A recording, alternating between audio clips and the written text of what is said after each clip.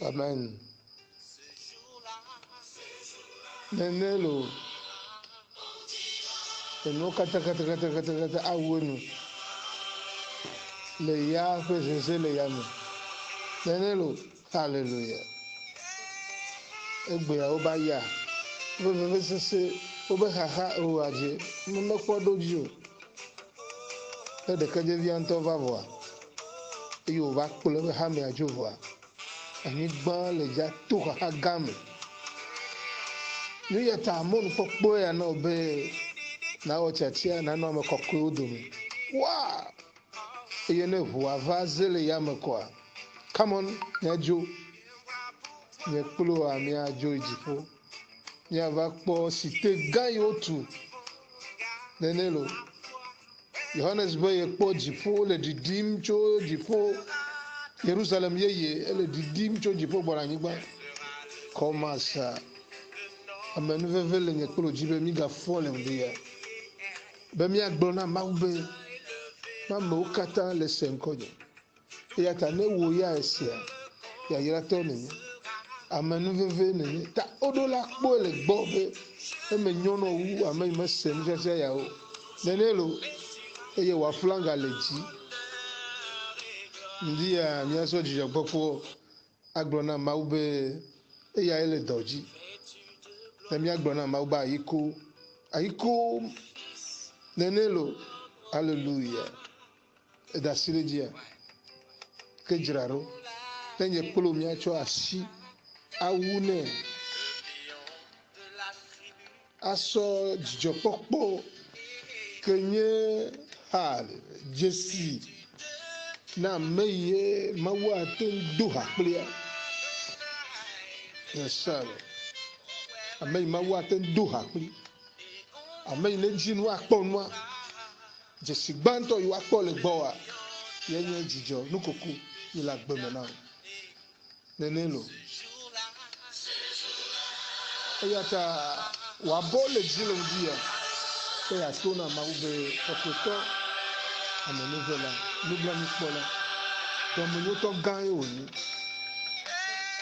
ele de gbofa maupe asise se le wa gbeji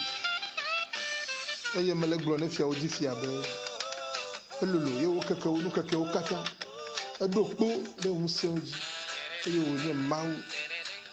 reka ma soke nenelo ma kpo ele kwasi jine le fonglia le glone be amenovela domunyo to mau ye wo ye nenelo ne senkonya na global hallelujah la c'est ça o mbude mele na wole ma wo wajoji na wu ne kpo be so nu komo kle jijo le de gbofa be yenye ma wo ele de gbofa be yenye fiamavon e fiare mele denu u setore mele denu ne senkonya le dia na gona amen amen amen hallelujah c'est ça mais dogboda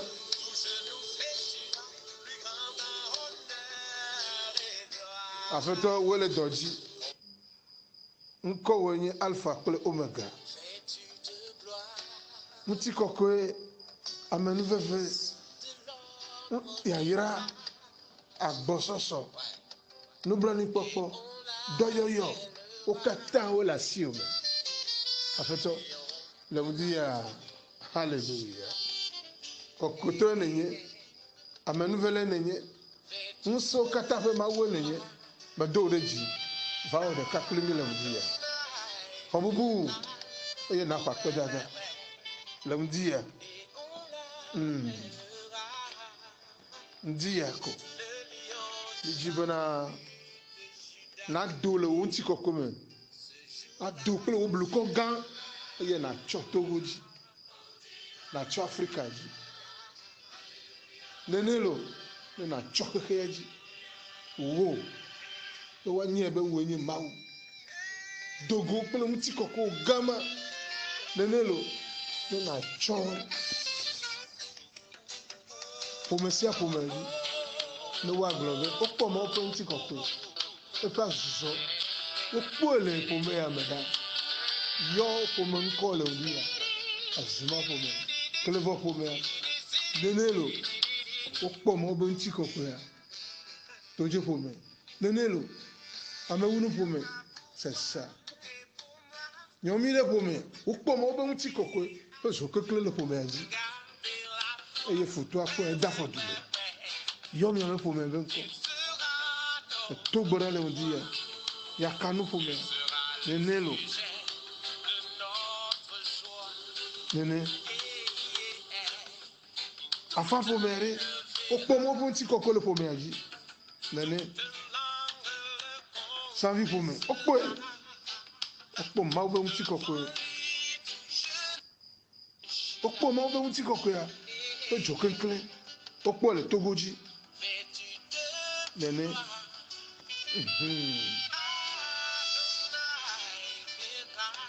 wokpɔe enu ku na míaƒe ketɔwo fi mawu be ŋutikɔkɔe le nubu megayina o lo ha nu siwo katã wodzɔna ta le ŋdi ya mawu be ŋutikɔkɔe ne ɖiɖi va Togo ne ɖiɖi va Afrika ne ketɔwo ƒe agbodzedze ne tɔ te ne ade ne le ɖe aŋɔ ƒome na ketɔa enu kpoluƒo la ne zi ɖoɖo Yehowa le mawu alɔwo le dzi yi ɖeke nene mekpɔ efɔ le zãtiƒe ya ne le do gbe ɖa nene mawu ƒe ŋutikɔkɔe mawu ƒe ametakpɔkpɔ Yehowa nye xɔ na ame ɖaa megblẽ fifi la le ame sia ame mekpɔ mɔnu ase ŋdi ya ƒe gbedodo ɖe vɔ eye wòva ɖo wɔ ya gbɔ wa nye be mawu ƒe ŋutikɔkɔe edo ɖe dzi o Yehowa ƒe xɔname edo ɖe dzi o eya ta gblɔ ne be tovo ne ya nubu megalo bubu kple ŋutikɔkɔe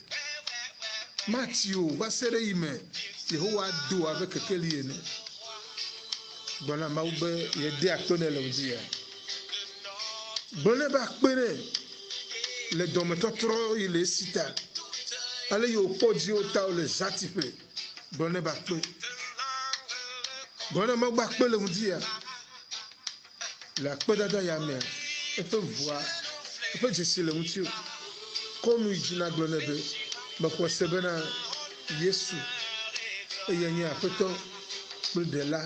na nye agbe gblẽ nɛ le ŋdi ya bena Yesu nye aƒetɔ kple ɖela na yeƒe agbe nene lo gblẽ nɛ be aƒetɔ ŋdi ya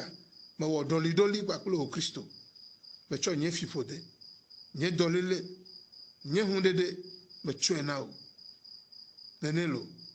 metsɔ nye fiƒode na Kristo metsɔ nye dɔléle nye vevesese nye ayaɖuɖu metsɔe na Kristo nene lo metsɔ nye hũɖeɖewo katã na Kristo eye mexɔ Kristo ƒe agbasɔsɔ nyakpe ʋue me ne ʋue me bena Yesu nye aƒetɔ kple ɖela la loi de la confession menye zi ɖeka yo eya ta edzi la eɖo la lɔ la gblɔ bena Yesu ewoe nye aƒetɔ kple ɖela na nye agbe mexɔ dzi ose wo kuku le atsiso gãti eʋu yi dza le ŋuti wa wotsi de ta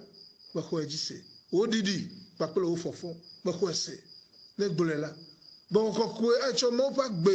ade wo gbɔgbɔ me woaɖe gbeƒã be woe nye mawu be vi medo gbe ɖa le ŋdi ya be enyagbɔgblɔ ma ne nakawo ne tso le ŋuti o medo gbe ɖa ɖe ta o gblɔ nya ɖi ɖe ŋuti o be yi ne lɔ gblɔ le ŋdi ya be Yesu nye aƒetɔ kple ɖela na yi ta agbege ɖe wo gbɔgbɔ me eye agbege ɖe wo luʋɔ me agbege ɖe wo ŋutilã me dɔléle zu lãmesẽ wo ketɔ ne kpɔe wɔme yi mete ne zɔ ma medo gbe ɖa ɖe ta o le ŋdi ya mefɔ le woaba dzi nukutɔe ko ame sia ame kpɔe bena negaɖo azɔlizɔlawo be tome medo gbe ɖa ɖe ta o le ŋdi ya bena atsi la ge le asiwo me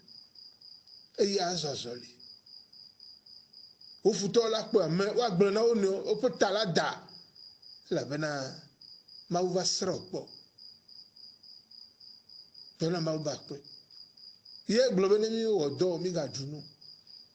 mi aha de aɖu ye nye nyagblɔɖia meto gbe ɖa ɖe ta o le ŋdi ya ade haha eƒe amisisi neva dzi o ahade wa yo kopo wa yo kplu wa yo ze wa yo tono wa yo vudo ami sisi mo ne ba ju awo do apo fire gedele me to gbara de ta o lo dia ma ijuru ni gba ji anye wo we wo lo maka gbe no lo dia ke awo to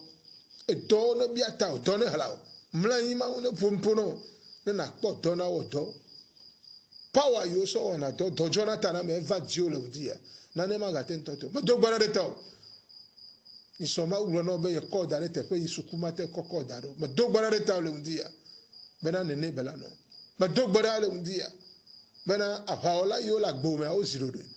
ma do gbara de ta o be sofie nya ma uto no be do la po jijife ma no nu pom la come ne gbegbele no wa ma do gbara de ta power e no na meji ha fi ne enuria de over ho ma wu na me wa nudia dia ma wo nudia dia ma so do vopo ma do gbara de ta o le dia ma ba si didi de jio gboro nya de mu ti o be ekpon se de kike ma pe nudia dia okatanji ameveve la va zo ameve keto ekpon se reji enero ame ine so le ba me la va zo futo ekpon se reji ame mi pe mi le so eye ocho adele deteo power ino na meji nu jona vo to na te gunga power promise si vadio pastor da si ko nyamala ame ma ten bla ko do yi ma uyo be na klo fo bubu wa sogbo ye dukpi ma vo ye do le gble me do asira le be na chite me do gbara de ta gbo ya de nti o adere mele kike ma gbo agble nti o eye wa gbedo me la gbo te senko na gbo ba me te senko na gbo ba me lele ne ne amia mo mi ma ga te no ma obedo me avala ho de nti o ka ba bia ba go ka ija ndia ma ube ya e o sho na fu te pe ya ma fu ta gbo me ordre do gara gbo me eji apoketo o ma ga po obudika ba do gbara reta power e nana be nse no na menti wo wo na do ye ma wo yo me be no wa power ma va ji o le ndia ba do gbara reta be oluvo ne se ne gbe eye nya glory ne diunti le pa flanga ne deji le du kono nya be o ma we la gbe ma do gbara reta o le ndia Yehowa nye wo khona me yele sen konya na gba amen bale do gbara reta o le ndia o pofido o zu gbe evu nja vu bla ma do gbara reta o le ndia be egbe ma mo fufu ira le nti o eye o dasire nti o nti o kon ma do gbara reta o no vo dvo wa me tibili gba ezu fuli ma do gbara reta o le ndia bana agbegbogbo ne kede mo ma do gbara le ndia so refe yo gba ken va gbe poto lo mele gbogbo me do gbara le ndia akpenegere mi ame ma wo ben continue ko me mi abe keto no nyi be ma wo le mi aba paji ma do gbara reta o glonya de nti o je go me vo ma ka vale sende ke go e ga o chite po keke e gade do la va afina gbo chite ma do gbara reta o le ndia ma po e ga ile po mo na o so she ka va no le ndia ma do gbara reta o glonya de nti o ma do aya si fufulo aga gbo va si fufulo ma do gbara reta o le ndia ma kokko bla no la gboji le senko na gbo ba amen e vi yo ne jia ma ubasi e yo fofulo ndia ale yesu gbo mi la si de yo no va igbo de yo ka to fofure gbo le ndia e la si da doji be ta do gbogbo ne gedo me ma vovo kwa pele tururu va mi sisi me va oji ma ube nko chiko le gbedo mi le ndia ma do ya de vinti wa va ava cha me ga hi obasi mo ba do gbara de to glonya de nti o ma ubasi e va ju Yehowa nye wo khona me yira le ndia ma ube nko chiko hallelujah to mi da pe na ba do gbara lo jifo ke na ye maunto zwa hu le ja la toke no kuto e apose no kuto e ma do gbara de ta na tifose e la vio kheyo tagbasusu e ngo yo kata baba yo le gbogbo me yo duna mpona ti ma do gbara de ta ma cho Christo ko fu glore gbo be na nu gble nu ma ga gba gbada o ne sen ko ina global men la ma do gbara de ta glonya di de mutio ne bela no na we ma fo me mene chua e kploro aba zuzoa e nu nyi me jona jenoa ne mlo yin za dopi ma voa ma do gbara de ta ve dube wo fe ma to te la gbo me ne sen ko na global men e ko imene le a e nya o le ko me abale ya zotuna me dogbara de taw azone burika enyawo ne totela mo benu me dogbara de ta de yile gbewa achara to woni risk woni na mbe mano dogbara le gagala gbe ko ma globe asaya oleke riski vo me lombe nu kela jone jo be ni mate no nyate pe po agbe ma glo pastor de gbesura le pastor le kuna drobe Isra ne yakpo kwa ikpona Isra le yodome nyonua nsua be ne ikudro kwa ikpona Isra le yodome ye pastor be ibenu kata ogbele yo va gbe nyonua me le fia le radio del metropolis me pa ami ayom ele bia be imenya be pastor nyana nunu ebe nyawo pastor le ntolo de ne ma ulo e wa kulu loji no be nyare me glovia yo glonya enyai be nyai nyawo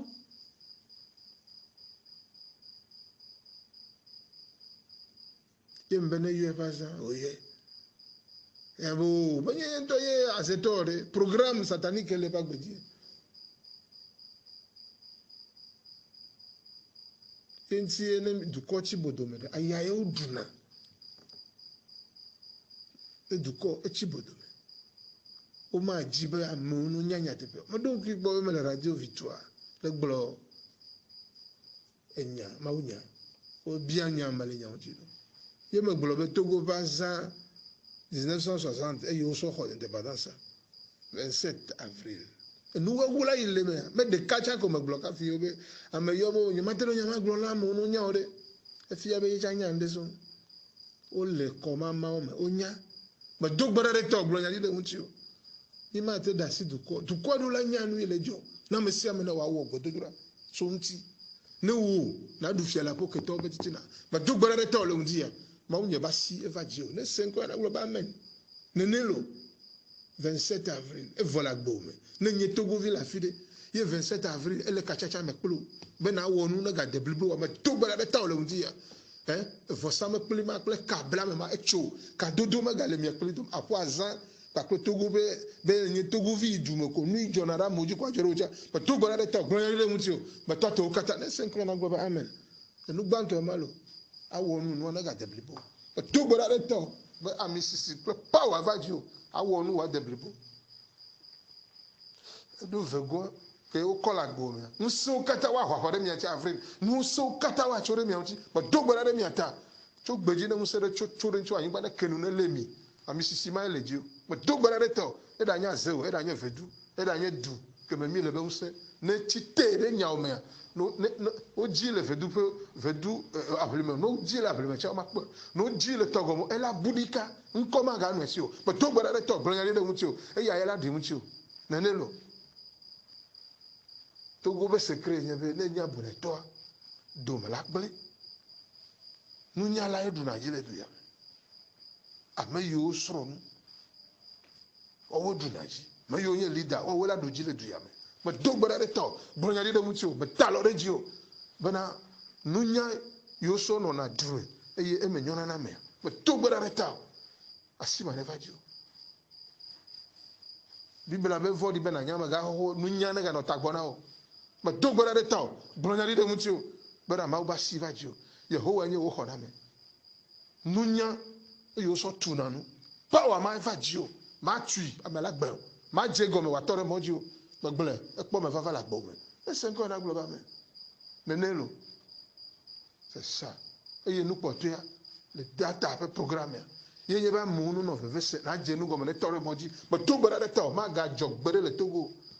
si amina me yo katanya opposant le Togo amisisiva miaji jirudu fort président c'est ne le duplo eye dume opposant rek me le duamo ame yo le kula bebe wonye edume la gbele le mota ye ntine le kpolodu ya ame wonye opposant le mea oh apofia do pe do wanya kpo me dogbara rek ta gbolo nya de miamti bena nunya klo gome sese ya neva Togoji egbenye Togo be dal d'indépendance me double reduata eye me yira dua me double reduata anyi sikle nyino se neva Togo me double reduata be azan bo ho abloria magadi dwanti akọ gbero but to gbero mi ata mo be continue ko to go view ya pa flanga na deji but to gbero mi ata be le togo hikiakata no va kpo be ya yara be do but to gbero mi ata be na won ti fafa be le mawo be khora me be jo éclairé dwanji but bloso be jifo pe kplɔ ɖoɖo gã ne dogo ndia me dogbe ɖe me li kpe dzi be jifo ebe ma do kplɔ ɖe akɔme le jifo pe kplɔ ɖoɖo eva me dogbe ɖe gblɔ nya ɖi be fɔ me kpɔ le zia ŋuti agboyo me kpɔ le zia ŋuti me dogbe ɖe mia me ve yɔ ta be edu ya ma gba o me dogbe ɖe mia ta ɖeka egbe ne nɔ du bibuta me so du ya ŋuti me dogbe ɖe mia ta me wo be ŋkɔ ŋuti ne kɔ me ƒe asi eva togo dzi ne se ŋkɔ nya Yehowa nye xɔ na me na mi kata. Yehowa nye kplɔla na Togo. Eƒe nunya ne do amewo ƒe tagbɔ. Lidawo me ƒe nunya. Bena leke opozɔ wa yina koa wava tsi mɔ dome. Nu kata nu katututu wonye ye nye nya adze gɔme atɔ ɖe mɔ dzi. To gbɔ ɖe mia ta. Me woƒe asi kple me ƒe xɔ na me ƒe dzo kekle ɖe mia dzi. Eme ne nyɔ na mi le Togo. Egbea Togo be histoire ekpɔ egbugbɔ dze gɔme. Eye nu ye dze gɔme nu yi me va amegbetɔ ƒe ta me kpɔa ye la dzɔ le Togo me to gbe ɖe dua ta eye me yra dua me to gbe ɖe ɖekakpuiwo ne xɔ vision gã eye mawo be ŋkɔ dzi ne kɔ me gblɔ le antenewo dzi be Togoa woɖo la ŋlɔ bibla nɛ egɔme ɖe egɔme nye be opozɔwo tsa edziɖuɖua tsa wo katã wa nɔ anyi ɖe kplɔ dzi nu ka leke wo be Togoviwo no nɔ leke wo be no ɖu nuɖu ekɔ kadziwo be no nɔ aƒe kamewo dzi be no nɔ nu angole yenye vision lɔbɔ wanye dictionnaire gã wanye bibla gã ne le ya kplɔ di de ne prêter serment va go be gbere dɔ ye be na wa ya ne ya me le wa mi tsi ngbe do be wa mo pete me do gbera ɖe dua ta be nya ya me le gblɔ gbɔ dzidzi no we me do gbera ɖe dua ta ame ɖe ma va na kplɔ dukɔ ni dzro ya tsa wɔ eya tsa efiawo tete agbalẽ le wo si ne wo be wo nye fia gbekegbe wo nɔ agbalẽ gbe ko ɖe wo be xɔ mi dzi be na wɔ ya mi dzi be nu ya ne nɔ dua me mi dzi be ya ne ekema ezu mɔ ke Mawu yɔ Israel ebe Mose ne va yi gbɔ le dzia woŋlɔ agbalẽ de si be ne kɔ vɛ Mose ŋutɔ dzi be bina normalement yo so toa dzi gbɔna ko le fo peprekete le nume ma de nume ko adi va elabe kafi agbalẽ ɖe me na anyi sɔ ame mɔ me nya se o mekpɔ mɔ la gba se o wa didi va ago mi tɔte brakete mi tɔte ese ye va agbalẽ ya wa xele mi gba numɔ mi de numɔ le tome voa enya wu elabe nu yo va se kple nu yo va kpɔa kafi o va dogo nu ezi ɖeka dzikua wɔ ebe me do gbe ɖe mia ta me ƒe asi ne va mia dzi Ghana ƒe dzɔtsoƒe me da de indépendance 6 March 1957 yenye be dumevi wa no bi dziko abe wa bina dziko ava bia be ɖeka fla ɖe gbekui ɖevi ya nu ha nenelo enye yevo ɖo ko wo wu mi ɖe titre no me do gbe ɖe le ŋdi ya edu yiwo ƒo xlã mi me kasi miaƒe dzɔtsoƒe ŋuti wo ma gblẽ o la wo ma gblẽ o be no ga gblẽ o wo no ga gblẽ o enu le here wo no ga gblẽ o enu le yibɔ wo no ga gblẽ o no agblɔ na mo be miaƒe metɔ miaƒe gbe wɔ nu vɔ yena enu ma nyɔ na mi vɔ nua dzo le atame na wo ŋutɔ me do gbe ɖe ta gblɔ nya ɖi ɖe ŋuti wo le ŋuti ya mo ƒe ŋuti kɔkɔ va mia dzi eƒo hehe la wɔ be agbalẽ mɔ na mi be mi xɔ indépendance me vuvuwo katã le ŋuti ya me kplɔ nya ɖi ɖe mia ŋuti be Mawu ƒe nyagblɔɖi wo gblɔ ɖe du ŋuti ya la va me ne se ŋkɔ na gblɔ be amen nenelo ye ŋuti le ŋuti ya nyagblɔɖi li dza do na mia katã wow. Hallelujah. Asida onyamini dia. Asida miakpo Yeremia ƒe agbalẽ ta am ya adre tutu gbãtɔ. Asida onyamini dia. Asida onyamini dia. Asida onyamini dia o. Mintu minka dia wa ya mamio. Yeremia ƒe agbalẽ ta ya adre tutu gbãtɔ. Wotsɔ ganu ŋlɔ nu kpakple lota me kpe tsɔtsɔe ŋlɔ Yuda ƒe nuvɔ ɖe woƒe dzi ƒe nuŋlɔkpe dzi kple woƒe vɔsamlekpui ƒe dzowo me to gbe ɖe ta o nuŋlɔ nu ɖe sia ɖe le gbɔgbɔ me ya godje wo kata o ngone daria Christophe putoto le e puja jane jare uji ma to bara de ta o le ndia glo nyari de unti o bena ngomlo yo kata me koma o ben kontio ngomlo yo kata pudi o be de o cho ganu nglo yuda pe vo dadare pe jipe penti ye ti o me ble na mawo ne va ma ubo ane po kwa nu ikota wala gbo pa la ko jime vone Christo la siwa o tutu na kenke ye nti le ndia nya glori dono be nu nglo nu de siade eyi ngunu de wo jipe penti de wo vosa me kple unti me do gbara de to glo nyari de unti o be ngolo vori o tutura la gbo me nya glori dono be nu ngulu nu kata o ngeuda me do gbara de to glo nyari de unti o ma gaji o vo dadalo o jime o ma gaji agbenono fo me me ne chope ngolo o ma gaji wa pe o togo agbele yo ngolo ma ko ngolo kple nu ngolo nu ma me tutu ile ndia me do gbara de mi ata glo nyari de mi unti be e me ne nyona mi sọmọbẹ náà jí ẹdùn gbogbo pé dá independence náà mà dé ẹ wọ nbẹrẹ náà bẹ ẹ pọ dùn gbogbo kékékékékéko jìnnẹsọ sọsán ẹ jìnnẹsọ sọsán mẹ dógbọdá dẹ miẹta fọ sámẹkúlẹ mọ ọ̀nà gbà ńgọngọlọ gbẹgbẹlẹ mọ ọkàtà náà tutù dá mọ bẹ nǹkan tí kọ zefa Habakuk fagbalẹ yes Habakuk fagbalẹ tètè Yehowa dónú náà ngbọlọbẹ náà ńgọlọ ntẹ galadi eye náà dẹrẹ péjì bẹ náà. Wanyakhle ebede wanyakhle bobo me to gbara reto na jibe somene no esire nu ikata jibe ya wo be na angulo nu ivaji me no nu ima ugbolo na wa so nu ngulu nu na angulo reji na angulo de tefa so be wanyakhle bobo yenti mele gbulo ba agbale gando la no togusi o mi ma no o jire ko nu ka be jire wo mile ye nu ka be formule amede bu ya agbale gambe lo edume vio kata no so be susu ne wa ji nkeke abeni so yo fia do lenga agbele ma ngolo kakaka ke togo ya be 60 ans quoi agbele ma ye wa so dara kolonji bu akpela di pla e la be mi le gbe po le ke togo fe mo hotutu amo be ndudu ma glo le du ya ba agbele ma o do la wa e vegwa e du me vio kata ile du ame o do la ngolo fe nko de machine de me no fu ame de be nko no ba gba onya be le fie e vile si e vine ne kele si e ku a o do la nya e du na no o do la nya ma glo nya ma le du ya me fa yo na be du popolo gouverner pour la liberté et gagner dans l'indépendance du Togo mais Togo a des droits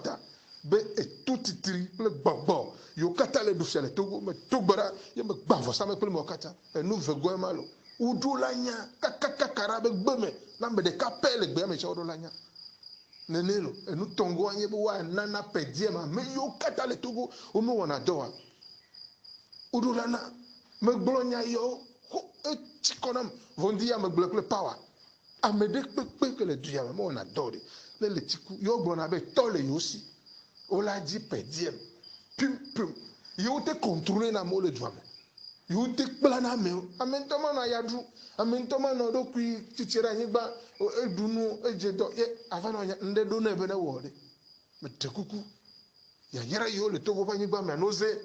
sika yo la nyigba me dalmo yo la nyigba me e yo poto mi me popo wa Yehowa klonu loji ne duya ne zu sika ne zu ya yira be du me to gbara be du ata be cho gbeji wa flanga yeji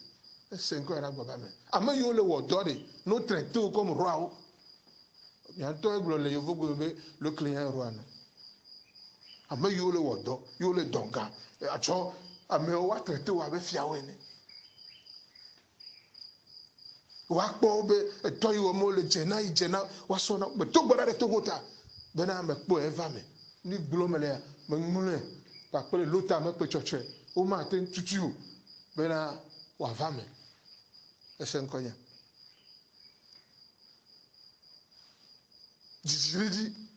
jijiriji no naga so amoyo jivi no pero chi no noga me do gbara mi ata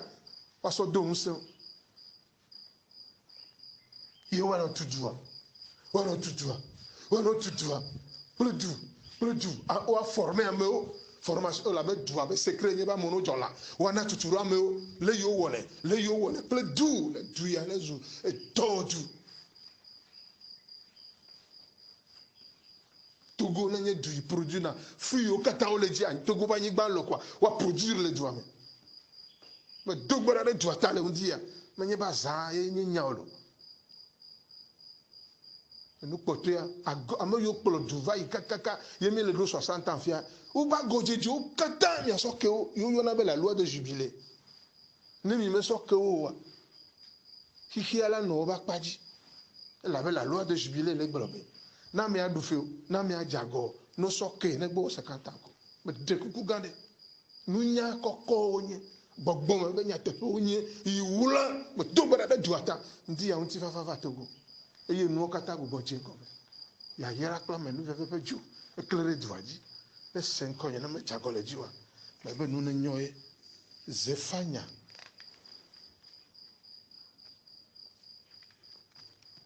Etameton, puis attend. Yehowa de o hondodroda ye wakpolo wo futo ojue. Ma dogbara de toguta. Hondodro ile toguja o kokwera le mudia.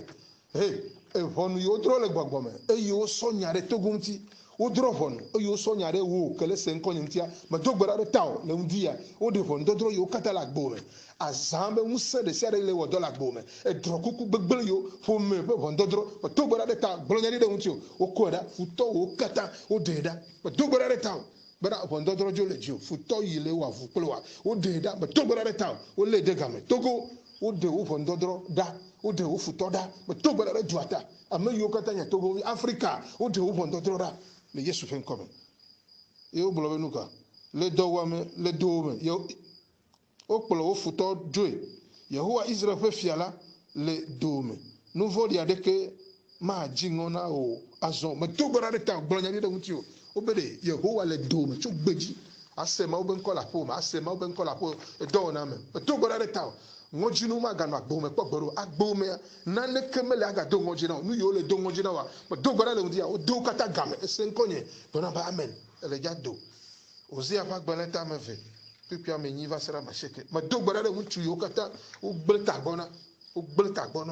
eye ne joko anyanya ejo ifie agbelga dome ma do gbara le ta gblonya de mutu iya ta ma cho nu atokpore enunja atokpore efe moji eye ma do glide eji alebe maga kpo tofu ma dogbara de ta unchu eye o gbele do me na o choku akunya lafoji o le doen ye ne dokpi ma vo maga tena totere te pe de kawa ma dogbara de ta o le undia maga ten yo un jale moji na ma dogbara de ta o nyonu ijagla o gbolo dokpi un jado moji na me mi gbo me mi agere mi afe unti fafa kle de ka wo me ma dogbara de mi ata ma fa sisese ele désolé undia ma fa khona me ele désolé dia sera ati epe ahiavio yo me ke epe asima tuo adio ke ma pa o eye wa gbolobe macho agbugbo isronye chantogbo ela bana amenyo na mchan fifia ma dogbara de miata gbolo de mi amti bana ahia wo fe gbogbo eye lewo nchuma